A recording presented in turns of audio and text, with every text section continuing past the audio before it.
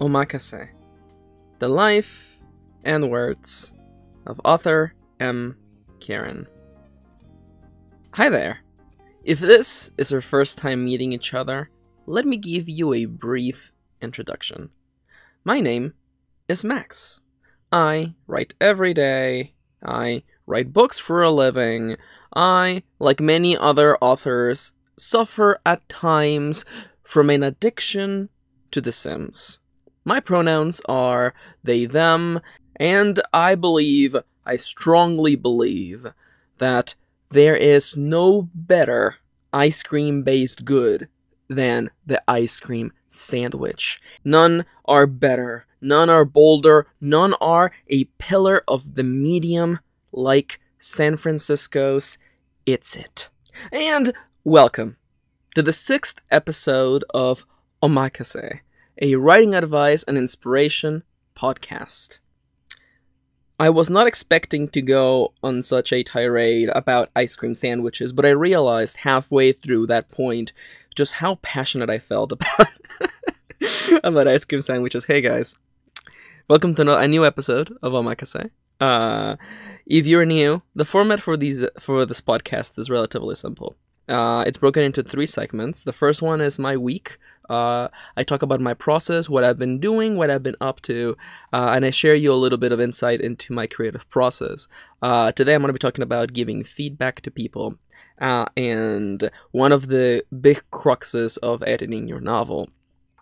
The second segment is, of course, viewer questions. I take questions from my YouTube comments, from Twitter, from Tumblr, and I showcase 2 questions every week. Today we're going to be talking about getting back into writing after a long hiatus, a subject that I know we're all familiar with, and I'm going to offer some words of inspiration to another writerly friend who's feeling discouraged at the sight of facing the daunting revision process.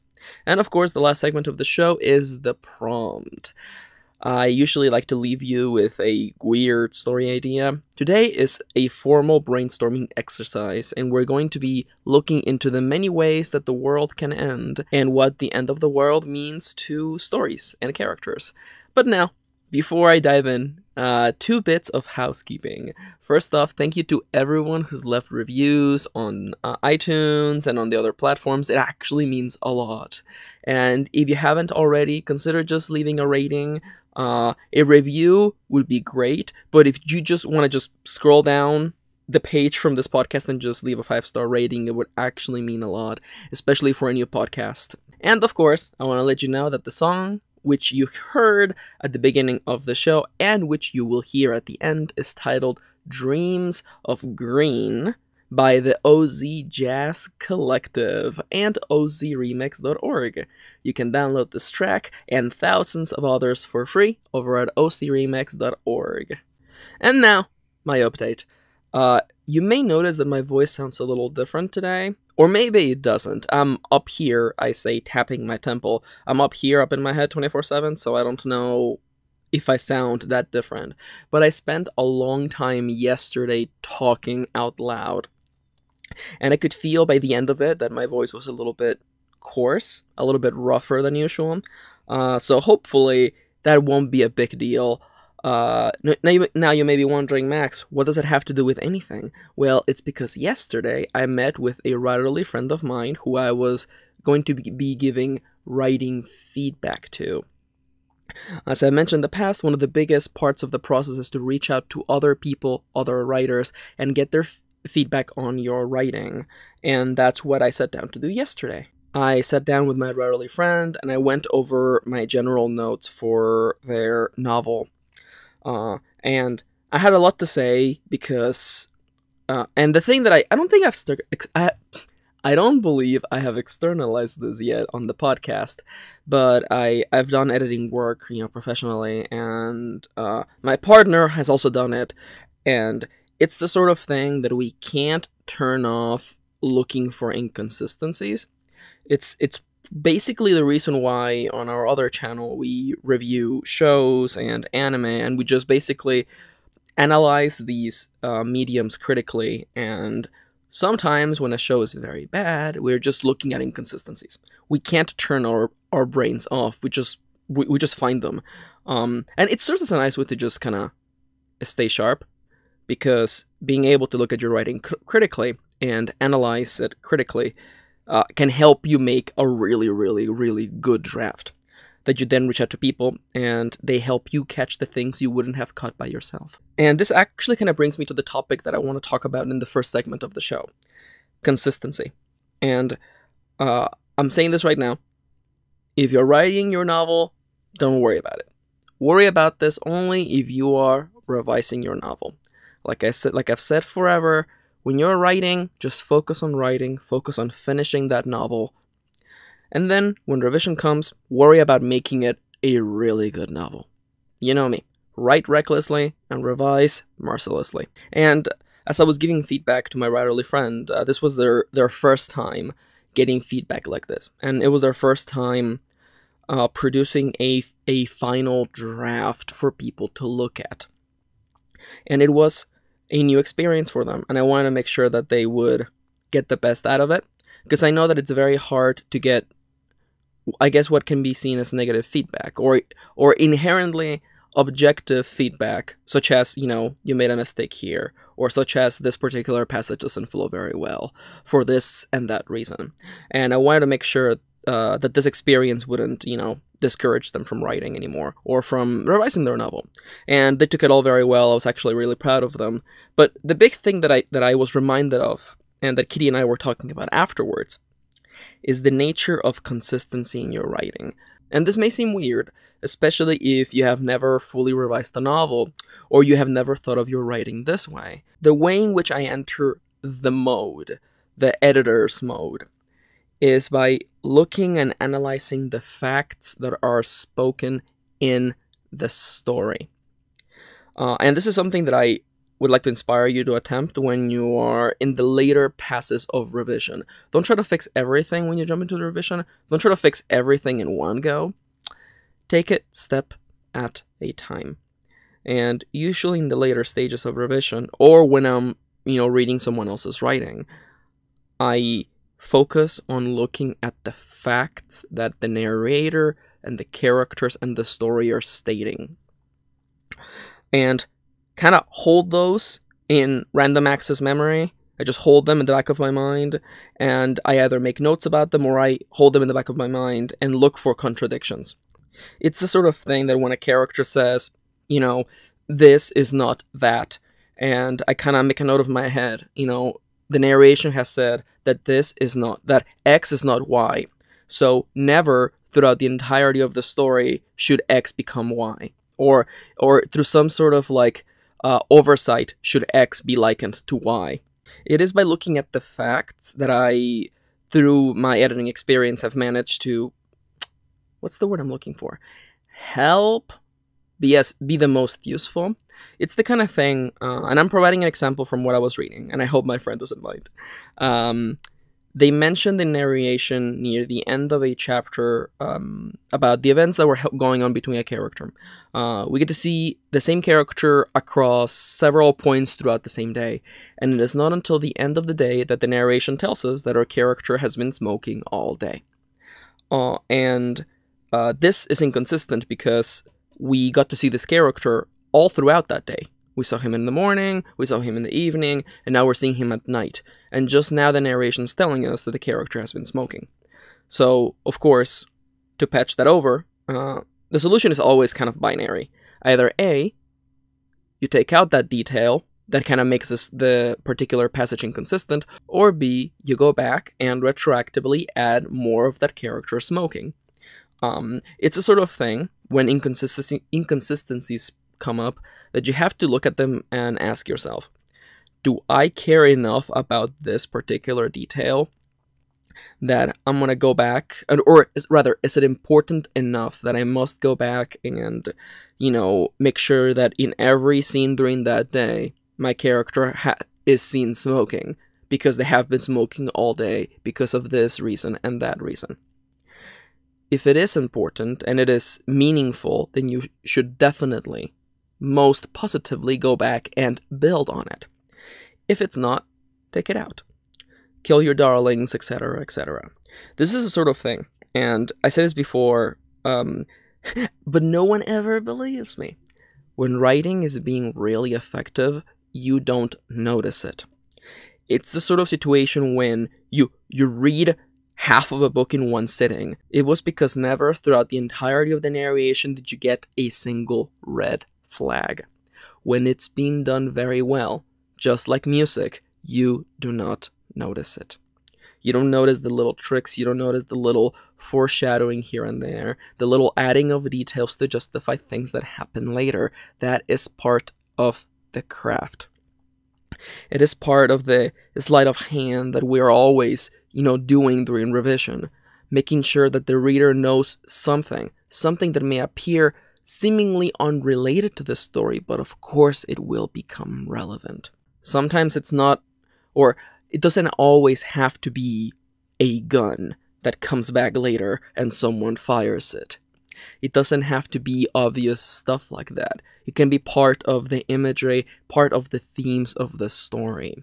If there's a particular image that comes back, a pair of cups, which are both neither empty nor full, then this imagery that is meaningful to a character must keep coming back. Maybe not always in the same form, but in one way or another, so that the reader is made accustomed to this imagery. And when the reveal finally comes and the pieces click together, they understand, oh, that's what the two moons meant, and the 2 cups of wine meant, and those other things over there meant. That right there is the trick. And the thing that helps, or has helped me the most, has been focusing on the facts. When the narrator says that this is true, it must always be true. In the case of characters, it's more passable if they say something that is not inherently true, if they are purposefully misguiding the reader, or if they're purposefully misguiding other characters. But again, that's the sort of thing where you have to pay a lot of attention, especially to what characters say. If you are in the process of revising your story, or about to jump in, I would like to urge you, not in the first couple of passes, don't even bother yet. Give it time. Read your story a couple of times, first fixing the obvious things, then fixing, the flow, making sure the story actually, reads well. And once the story is at a stage where you can now start messing with the pieces, I recommend looking at the facts. What are characters saying? What are the things that are kind of undeniable? If the narration says, this cannot happen, or this is always going to be this way, then it must always remain that way, and that thing must not happen. And also, look for contradictions.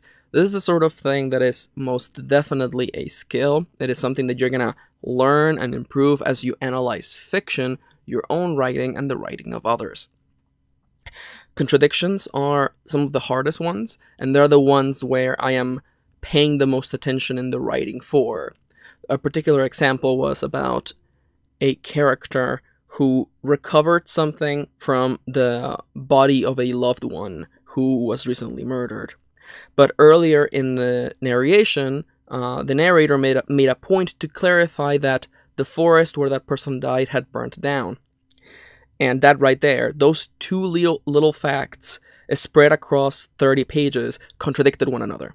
Because if the forest did burn down, how is it that our character managed to get back in there and recover a piece, an item of that person completely intact?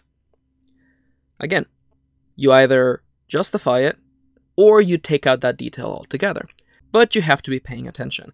That's why I keep recommending you to not do this at the start, because your brain's going to be looking for, breaks in the flow, and for typos, and for sentences that don't quite make sense, and for the passive voice. You don't have the RAM for that. You don't have the extra mental space to be thinking about, contradictions. Wait until a later pass, and focus on questioning your story and looking for inconsistencies. Oh man, I know this was a weird update, mostly because I've been doing a lot of feedback, and I just did that yesterday, and I had a lot to talk about inconsistencies, and I hope it's useful.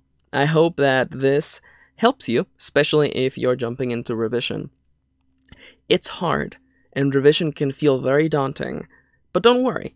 We're going to be talking about just that in the upcoming segment. But before, just to wrap up my week, I've been writing, I've been editing, I've been making assets and videos for this channel, for my YouTube channel, and I have also been making assets for the other channel that I'm a part of. I've had a really busy week, and I didn't even get to talk about all the other stuff I've been doing on the side. But oh well, time's up. Let's go and take a second to talk about the sponsors for this show. This show is brought to you thanks to my patrons. Patreon.com/mkaren is the #1 place to support me and what I do. By pledging as little as $1 a month, you get to listen to this podcast and everything else I make up to a week in advance. Sometimes even more. In the case of my monthly workshops, you actually get those 30 days in advance by just pledging $1. Of course, if you pledge more, you get cool perks like shoutouts or a big shoutout here in the middle of the video. I would like to give a big shoutout to my super sponsor, Atalac. Atalac has a DeviantArt page. You can find out more about their writing and their art over at deviantart.com/Atalac. That is deviantart.com/AHTILAK. And I would like to give a shout out to the rest of my big sponsors: Howard, Amelia, Angela, Brenda, Caitlin Bumbalo, Irina Phoenix, John Netz, Joe, Luki, Mark Maruska, Nicola, Pat Eichson, Polly Craftual, Rain Misoa, Soul Muse, and Synexia. Thank you for your support. And now, back to the show. Now, I'm going to let you in behind the curtain for a minute. And I'm going to say something just in case that Max from the future needs an alibi. That sounds like I just committed a crime, but it's fine. The only crime I commit is against it's sound crimes. You see, the thing is, from right here, I'm looking out my window, and I can see across the street, on a tree, the 2 loudest birds in the whole world. They're being so loud, and I don't know if the microphone's gonna catch them. I have the gain real low. I've been trying to improve on the sound, so if you can hear birds in the background, if Max from the future can't find a way to get them off the tape, I apologize. They are very loud, yes. I can hear them. If you have been hearing them the whole episode, trust me, I can hear them too. And now, let us talk about the viewer questions. As for the first question of the day, it is a topic dear, very dear, close to my heart. It is something that I have talked about forever. I think I might have already talked a little bit about this in this very podcast. It's the thing that I talk with real life friends about and with friends on the internet. People reaching out to me all the time. Max, I have been writing. I used to write, and I want to get back into it. But I don't know where to start. Brainstorming a novel, starting a whole novel from scratch seems like such a large undertaking. What do I do? What do you recommend? And this here, if there's a question, this is the question. What do I do? It's been a long time since I've been in that particular spot. Writing every day has helped. I haven't, even though I'm writing way less right now because I'm also editing, I haven't lost the thread of the story that I've been writing. Even though that novel is clearly gonna be like 500 pages, I have yet to lose the thread. But of course, just because I haven't dealt with it, in the last few months doesn't mean that I can't give you some pointers. I talked last week about short stories and the power of short stories. And I would like to inspire you, if you want to get back into writing and you haven't done creative writing in a long time, I would like to inspire you to write some form of shorter fiction. Not because short fiction is easy. It is not. Short fiction is the same amount of work. The only difference is that shorter fiction is lower commitment. And I think that's very important. I'm not saying that it's a bad idea to jump straight into a 500-page novel. I know friends who did that, and things turned out just fine for them. But I think if you're feeling iffy, if you don't know exactly where to start, it might not be a bad idea to begin with some form of short fiction. Not just a short story, a novella, a novelette, something between, let's say, 9,000 words and 20,000 words. That's still short fiction. And as someone who just loves novellas, I just love writing novellas. Trust me. Like, I love that format. You just get to dive into one particular moment and go all out. I love it. I just love novellas. And that's why I can't help but recommend them. Pick some sort of shorter format. It can be actual flash fiction, short stories, or, as I mentioned, novelettes, novellas, something short. 20,000 words may not seem like a lot, but what I want to remind you is that shorter fiction is not easy. It's just lower commitment. You don't have to commit to writing a 500-page story. It's a similar game, but it's different. And the things that are similar are the ones that are the problem. Well, I say problem with quotation fingers because it's part of the reality of being a writer. The hard things, and sometimes, I don't know. I'm not in your head. Sometimes I feel that people get discouraged when I tell them that I still find writing difficult sometimes. Especially, people who are just new and they know that I've been doing this for a long time. But what I want to remind you is that the creative and mechanical parts of writing will always be difficult. Because it's hard. It's hard to take the things you see in your imagination and translate them into words on a page.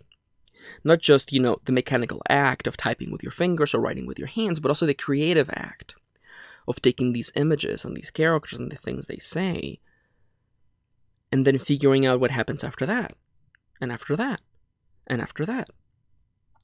It's the sort of thing that it is without question a skill. It is something that you develop. And I want to make it very clear, I used the word skill. I did not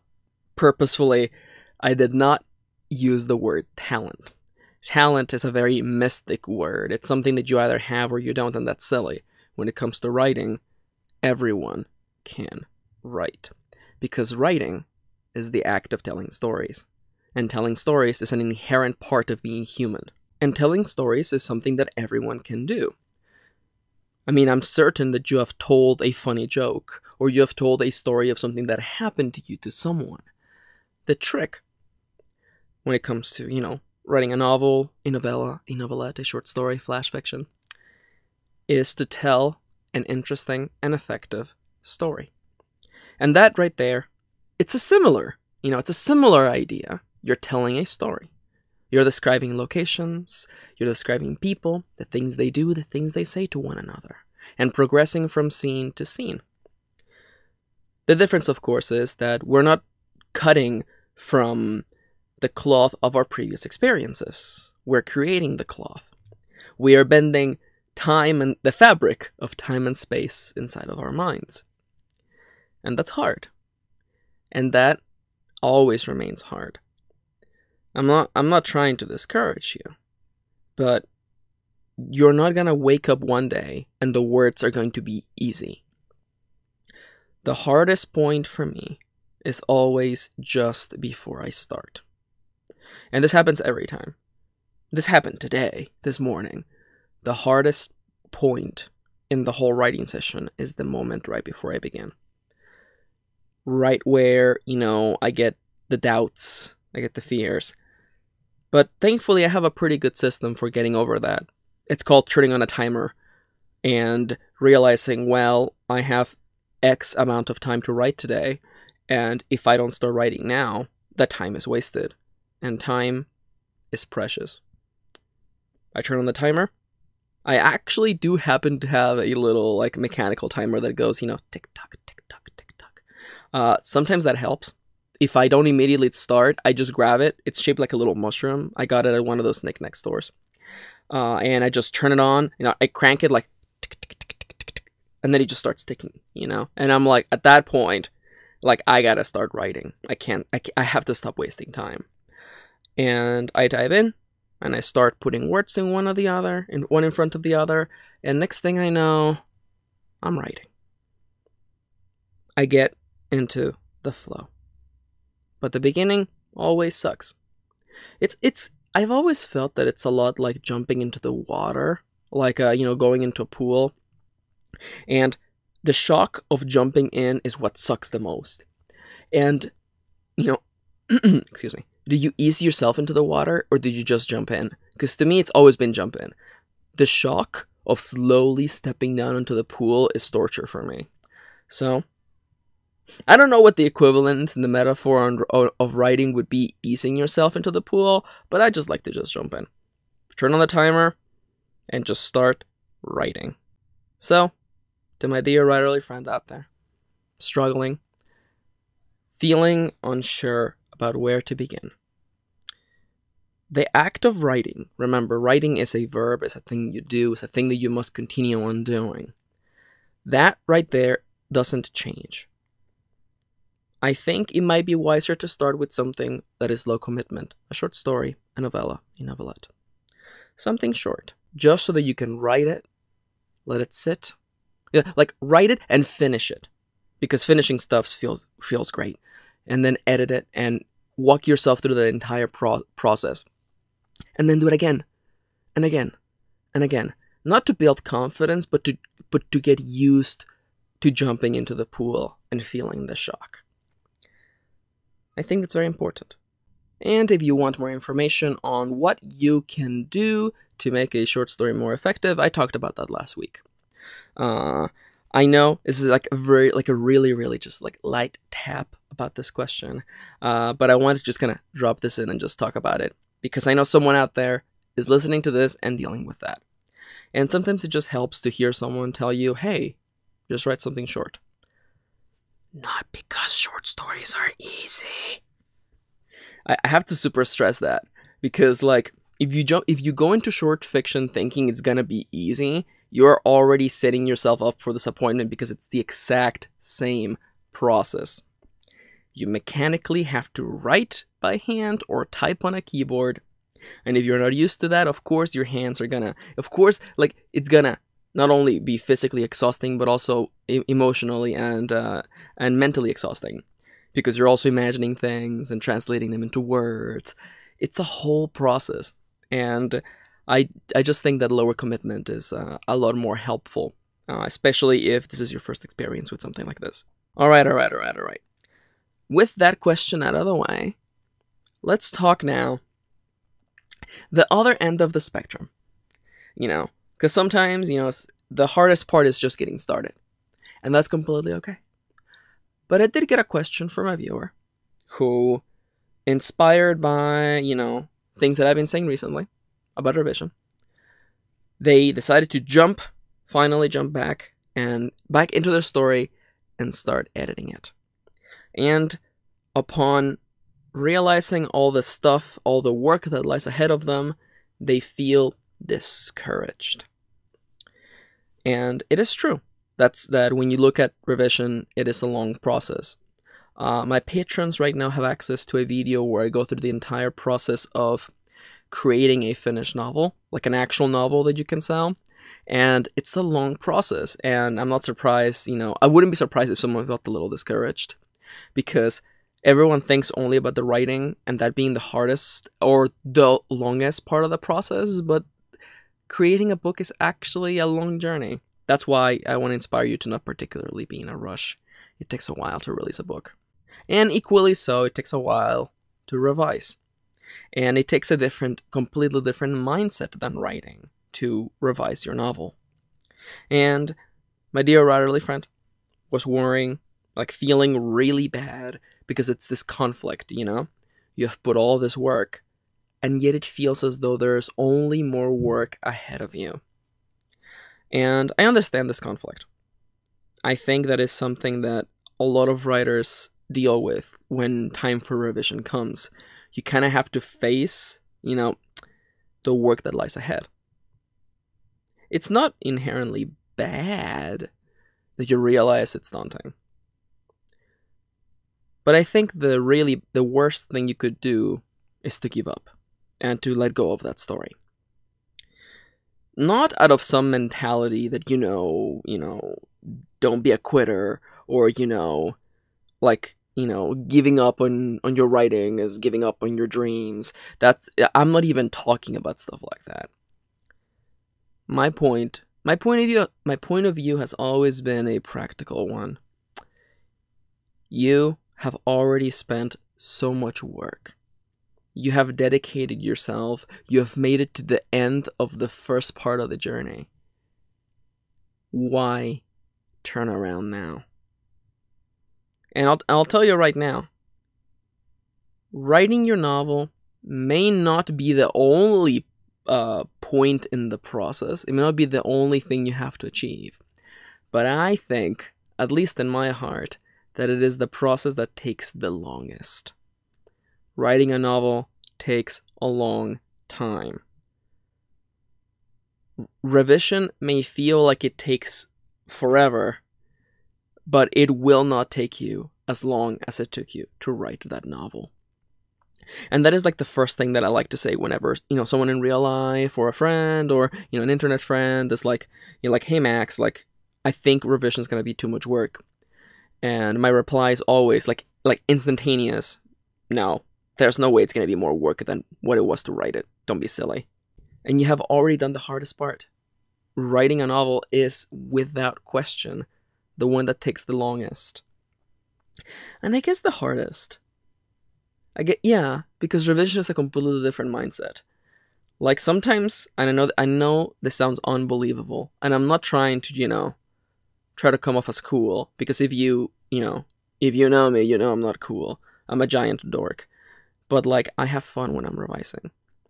Because I let my stories sit. I leave them in the drawer for so long that when I read them again, they feel like relics of someone else's writing. It feels like, I know that I wrote it, but sometimes it feels like someone else wrote it. And that gives me the ability to revise it, mercilessly. To look at it and go, okay, listen, the sentence here is good. It sounds cool, but it's not saying anything. Can we make this cool sentence actually say something? Because if not, then it shouldn't be here. It's just a line that says something cool and it doesn't mean anything. It gives me distance. And I've been talking a lot about revision because revision's been on my mind. And I think me talking about revision has put revision in your guys' mind. So we have a writerly friend who's dealing with this and feeling discouraged because it looks like a mountain of work. But as always, I want to remind you that the easiest way to take care of something like this is to break it down into smaller tasks. Revision is not a one and done thing. You're not going to read through your story once and fix it. That's why I keep referring to the revision process as a matter of passes. You pass through your story, you read it, you make fixes, but every time you go through one of those passes, you focus on one thing. Fix typos, fix flow. Review what you say for inconsistencies. Review the themes, reinforce the themes of the story. Polish, polish, polish. This is part of the process. You don't write a novel in one sitting, and you don't write a novel that is just one very, very long chapter. You tackle a story in acts, in scenes, in chapters, in moments, in sentences and words. Remember that. Because I feel like sometimes we, being silly human beings, we forget all the stuff we have done that led to this moment, which serves as the foundation for what we can do next. You built that story little by little, word by sentence, by paragraph, by page. Words into chapters, into acts, into novels. That right there. How do you tackle revision? Step by step. That right there is the answer. So once again, to my dear writerly friend and anyone else dealing with this at the moment, break down whatever it is that is scary, whether it is writing or revision or something else in real life, a big project like starting a podcast. Break it into smaller tasks, into little chunks that you can work through one at a time. And remember, do not feel discouraged, because you know that there's still plenty of mountain left to climb. Feel grateful, feel proud that you have come this far, because if you look behind you, you will see just how far you have come, and how silly, how ridiculous it would seem for you to look behind you at the mountain you have already climbed. Don't turn around. Don't walk back down to where you began. Keep going. Keep climbing. Okay? Okay. And now, the update's over, and so are the questions. Thank you to everyone who submitted questions. If you have questions of your own, you can just send them my way on Twitter, on Tumblr, on YouTube. You know what to do.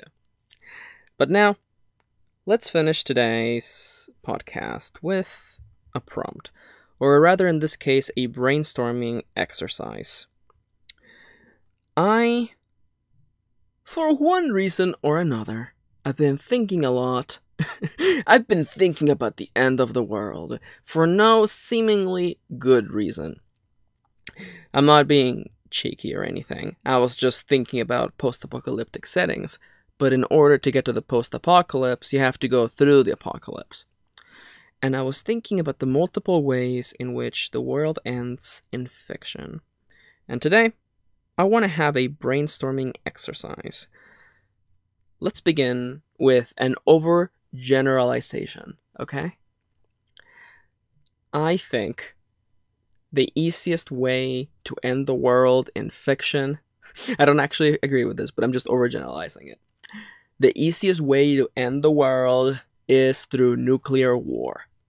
Some sort of nuclear encounter between world powers, which leaves behind an irradiated, desolate wasteland that just so happens to be ripe for strife and, for driving on cool cars across a desert. But as you're familiar, with my work, today we're going to be looking at things from a different perspective. As I am talking about this, I want you to stop, consider this your, weekly assignment. Think about how you would find a spin to make the end of the world new again, exciting again. Because yes, it's true. We're all familiar with the nuclear winter, and also, of course, the dreadful wasteland that just like an endless desert. We know these two parallels. Real cold, real hot. Today I want you to think outside the box. Not extreme cold, not extreme heat, not even in the middle. Something else. The goal of this exercise is to come up with a world where the post-apocalypse can be a new experience, a new place, ripe for character struggles, character strives, and stories. As always, if this conversation inspires anything in you, feel free to make it. You don't have to reference me or anything. As soon as you start thinking about these stories, it's all yours, okay? Whatever you make, whether it is a game, a story, a piece of art, it's yours. The only thing I ever ask for when we do these brainstorming exercises is that if you do make something cool, let me know about it. I might want to read it. So, let's start thinking about the end of the world. A exciting, a different end to the world. I have 3 scenarios, each getting more and more weird, that I just thought about, in like 2 minutes when I was preparing myself for this session. And as I mentioned, the most common, let us not use the word easy. That's a bit of a judgment call. I apologize. The most common way to destroy this world, to destroy the status quo, is through nuclear war. That is a common one. I mean, we need only think about the impacts of the Cold War. Entire generations of people who grew up, afraid that any day a nuclear bomb could just, drop on their town. We are here to think about stories. And the general rule, the one rule, is that whatever end of the world you brainstorm cannot begin because of war. War, conflict, nations and their military power cannot be the root of the end of the world. No nuclear weapons either. The world has to come to an end because of something. And for once, it's not the government. And it's not nuclear weapons. How would you end the world? My immediate first thought is to think on the references of pop culture. If one's to say that Christian mythology is pop culture, because we have the 4 horsemen of the apocalypse, and it's war, conquest, famine, and pestilence. And I kind of do feel that war and conquest are kind of along the same lines, some sort of conflict between the powers of man, their armies, their kingdoms. So I'm just thinking, scrub those 2. Famine and pestilence. What if the world came to a slow end? If you are familiar with what happened to what bananas used to be, consider that a nice rabbit hole to get yourself lost in. Long story short, the bananas that we eat today are a completely different strain. I forget the word for different kinds of fruit, but the bananas we eat today are completely different from the ones from the 60s because of an enormous famine that just basically decimated the entire banana population. So imagine that, but instead of it just being, bananas, is every produce, every vegetable, every fruit, every kind of livestock, all of it just dead. Now, in my mind, I always if you want to make the Hollywood version of this, clearly it all happens in in the course of 25 minutes, all of California is just a desolate wasteland. I mean, I live in California, and I would appreciate if you didn't turn my home into a desolate wasteland, but for the sake of fiction, I'm willing to let it slide. But, I know in the Hollywood version, you do that in the course of 25 minutes, of course, clearly.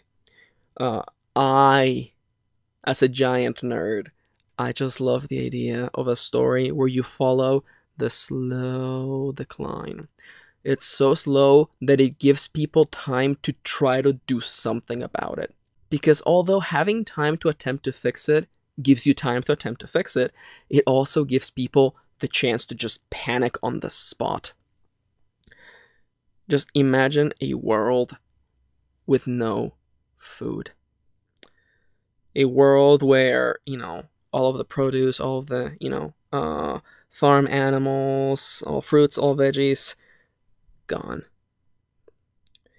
Suddenly, all of that preservative heavy, all the canned spam in the world suddenly becomes very important. And I like this end of the world as a nice little primer for the conversation, because you can have the reasoning for this be magical. We'll get there in a second. Magical. It can have a multitude of reasons, a virus, something along those lines.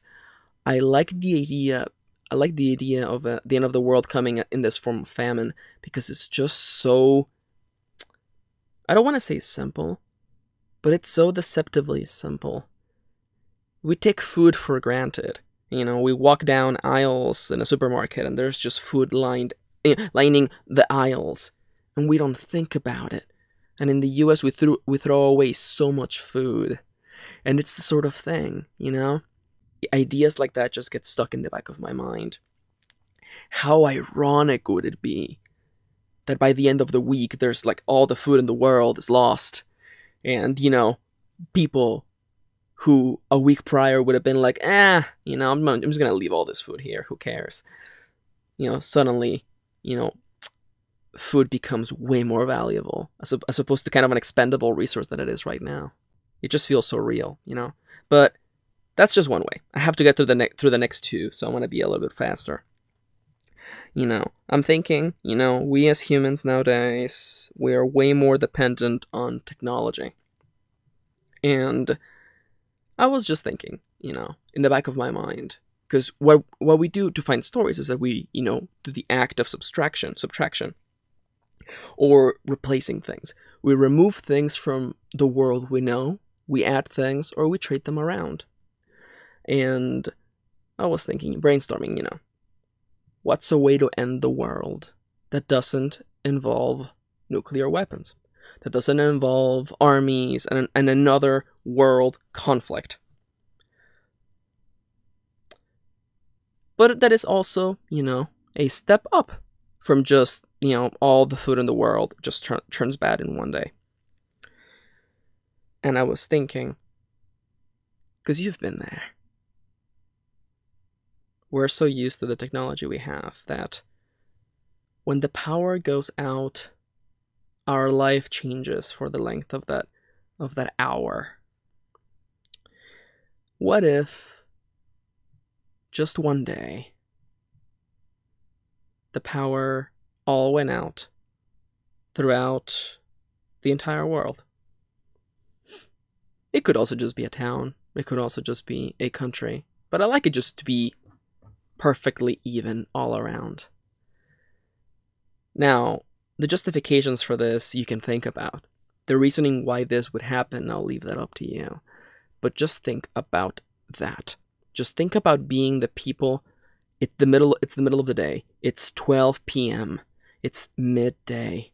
And all the power has gone. Generators don't turn on anymore. Electricity, the whole grid is gone. And the hours start ticking by. And you think to yourselves, it's just a blackout. It's just like it happens sometimes, but you don't have a TV anymore. You don't have a computer anymore. You may still have a phone, but that battery, how cell phone batteries can be, is going to run out. You check online, you hear the same things you've been hearing.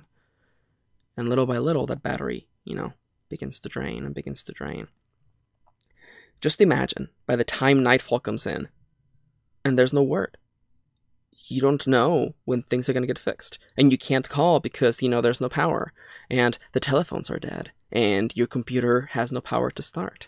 And your phone has just ran out of battery. The world suddenly becomes very big. And just imagine nighttime in the modern era with no lights fending off the darkness. Imagine the little sphere of blue and green that we live in. A scene from space. The part of it not illuminated by the sun. The half of Earth not lit. A mantle of black. Not a single dot. Not a single constellation of lights across the cities. I like that. I like that image. I like thinking about it. And I like putting myself in those shoes. What would I do? Because listen, when the power goes out for like 10 minutes, we're like we are ready to we're ready to revert to spears and and like sharp stones. It's like, what do? We don't even have candles in the house. That's how unprepared me and my partner are to this situation. So there you go. The blackout. I have one more, and it's way weirder, so I'm going to dive in before time's up, because I know that I've been going long today. One more way that I thought about ending the world. We talked about, famine. We talked about a big blackout. Let's talk about a weird way. Like the second weirdest thing I could think of. The end of the world based on perception. What if the world ended? Not because there's no food in the world, or not because a nuclear bomb fell and, destroyed all the infrastructure. What if the infrastructure of the world fell apart because people began to see differently? In my mind, like the title for a story like this, because sometimes I can be very pulpy. Like whenever I keep thinking about the title, I just want the word psychic to be there. Like the psychic end to the world. I'm imagining a short story with like a very technical name, like the economics of a psychic downfall. There you go. That's such a dumb name, but I like it. The economics of the psychic end of the world. And just imagine what I mean by a change in perception. And this is the weirdest one, but I'm just going to throw you in there. Imagine if just one day, suddenly, 90% of the population began to see things that weren't there. What if 90% of the population opened their eyes and gazed not at the material world that exists here, this desk, that wall, that window, those birds screeching their hearts out across the street, but instead they saw something else, something that human eyes are not meant to see, something that lies beyond the layers of reality, colors unknown to the human mind, creatures and sights and worlds that we are not meant to see, that our minds can't even bear to comprehend. Imagine if just suddenly humans had the answer to just how infinite the universe is. Imagine if suddenly, without warning, humans could feel what it was like to be a burning star. 90% of the human race is experiencing these psychic revelations suddenly, without warning. And I don't want to say they're all going crazy, but this is definitely destabilizing the nation, of every nation, in the whole planet. People are seeing things that aren't there, and only a few people are not affected by this. The psychic end of the world. In my mind, I keep picturing, landmarks, places that I'm familiar with. And I see people just dropping to their knees, holding their heads, as though attempting to hold their head together, as though the things they're seeing, the sights that are being injected into their minds, the revelations, the answers to questions we must not know, are filling their brains, and they feel as though they're about to overflow with knowledge that is not meant to us. What a weird way to end the world. Where would it come from? Who would be to blame for it? And what would it be like to be one of the few? Maybe it's even less than 10%. 1%? 1% of a 1%? How lonely would a post-psychic oblivion world be? And what is it like to see the world fall apart, not from a bomb, not from a plague, not from a technological change? The food's there. The cities are intact. The electronics all still work. But the people are not there anymore. They are neither here nor there. They're experiencing things that no human ever should. And you, all alone in a world of empty cities, in a world of aisles full of food, in a world with working electronics, unaware, maybe holding no answers as to what killed the human race.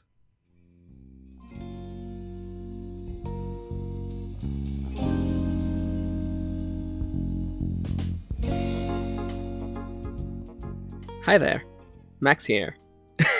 I hope that wasn't too, depressing of a topic. Again, the whole exercise was to set up the apocalypse so we could tell a story in the post-apocalypse. And I always like to think not only of the implications of, a world-shattering event, but the implications of the implications. How would the world change? How would culture change? What is the world like, 5 minutes after the apocalypse versus 500 years after the apocalypse? These mental exercises are helpful. Not only because they're helping us think about writing, but also because we get to imagine things. We get to stretch our creative muscles. And I think that's very important. But for now, I want to thank you for watching. Thank you for spending a little bit of your day with me. And now, it's the part of the show where I give shoutouts to every single one of my patrons. So now, a formal disclaimer and a formal apology to anyone and everyone who may be about to get their names butchered live on stream. A. Howard, Atlak, Alisa Dudley, Amanda Stevens, Amelia, Amy Palmer, Angela, Aniexo Hoshi, Biting the Sun, Blarg, Brenda. That came off way more musical than I meant. Brenda. Welcome back to M. Kieran Sings all of their patrons. C. Richards. Okay, no. I went country immediately. C.E. Richards. No, I can't. Okay, at least C.E. Richards I can't sing. Caitlin, Bun Below, Cannibal Lily, Cannibal Lily. Immediately. You listen, Max comes in 2 modes, country or hair metal. This is the only way it happens, okay? Cannibal Lily! Okay, alright. That's getting edited out, maybe, I don't know. Carriad Eccleston. Kathy Lindsay. Christine. Dennis. I'm doing that thing where if you repeat a sentence over and over, you can actually just make it sound like music in your head. Kristen Lofton. Alright, listen. I thought I could do this bit for like the entirety of the shoutouts, but I'm realizing there's very little material here. It's fine. Citro, Clem Pastor, Carissa Glasheen, Dwayne Jackson, Erasos, Joffrey, Heather Tasker, Irina Phoenix. Okay, alright. You're right. This bit is dead. You're right. John Netz, Janosch Heibatsky, Jaytana Kirkwood, Jeffrey James Williams, Joe, Juan Nunes, K.M. Anderson, Kanishwar Rao Shaluri, Kaylee, Kiel, Kit Lee. Alright. I promise that was dead. It's like this. It's like the same melody every time. Yeah, I definitely can't do it with Lier Kello, which is funny because Lier is a very musical person. So yeah, they made the little tune for my other channel. They're cool. I like you, Lier. You're cool. Lisa Effa, Loki, MT Locatelli, Mark Maruska, Mary Foster Smith, Nicola, Nicole Grissom, Noam Sohar, Novels and Tones, Pablo, Pat Eichson, Polly Craftual, Rain Misoa, Raquel Fernandez, Roa, Shimmer Tales, Sky D. White, Soul Muse, Sylvia Latilla, Synexia, Thomas Baker, and last but by no means least, Wendy Christopher. Wendy Christopher. No.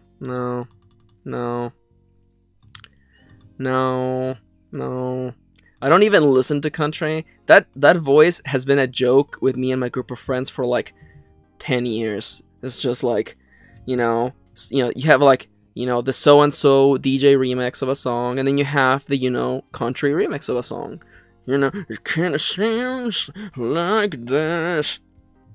That's been the joke with my friends. Listen. Sometimes I can be funny. Today is not one of those days. Like part of the things that I do to annoy my partner is country remixes of songs. But also just my really good impersonation of Bob Dylan. Hey everybody, welcome back to Omakase. There's no way Bob Dylan would have not said that. There's no way Bob Dylan would have not butchered the word Omakase. And I don't know, is my Bob Dylan good? Like the first time I did it, my partner was like, "That's too good. I hate it." And I'm like, "Yeah, points for me." Man, what a weird end to a video. Like this has like the makings of like a weird Max episode. We got super serious at the beginning. We got like really inspirational in the middle. Then we got really weird with the prompt, and now I'm just being silly. Like, the video's over. The only people listening are the end of the video club, which is, the people who tag along until the end of the video before they tune out. The people who so diligently listen to the very end of the podcast. Hi there. You guys are cool. I'm the same way. I have to listen until the very end. Even if it's like a copy-pasted like Patron shoutouts, like some podcasts do, I have to listen to it. What if there's something different at the end? What if there's something cool at the end? I have to know. And that's why I'm here. And that's why you're here. But I want to say, I hope you had fun today. I hope that, if you're going to bed, you have a lovely day tomorrow. And if you just got up, if you're listening to this while having breakfast, I hope you have a lovely day. I hope that you go out there. And I hope that in between now and the next time we meet, that you sit down and get some writing done, okay? Even if it's just a little. Okay? Okay.